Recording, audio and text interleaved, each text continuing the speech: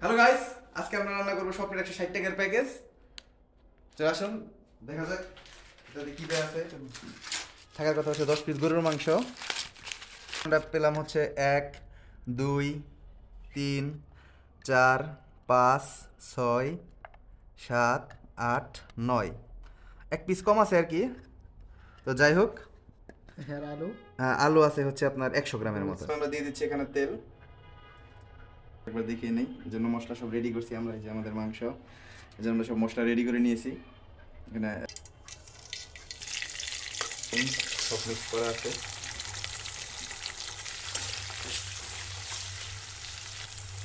মাংস আর আলু,